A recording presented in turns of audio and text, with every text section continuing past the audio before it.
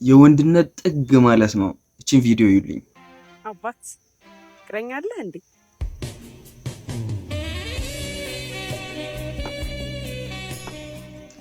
የለኝም። ምን? አይ ምንም። ፍቅረኛ እንዲህ ብለሽ ጠይቀሽ መልሱን ሪከርድ አድርገሽ አምጪልኝ ስላለችኝ ተበላ። አሁንም ሪከርድ እያደረግሽው?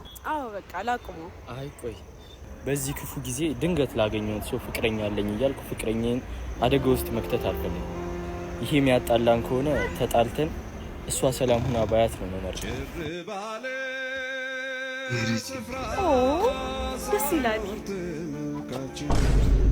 እሷም እንዳንቺ ውብና ተቆርቋሪ ጓደኛ ስላላት በጣም እድለኛ ነች። ምናልባት ሪከርዱን ማታሳያት ቢሆንና ተገናኝተን በብቻችን ከአደጎች የምንከላከልበት መንገድ ብናመቻች ደስ ይለኛል። አይመስልሽም? ወሰዳት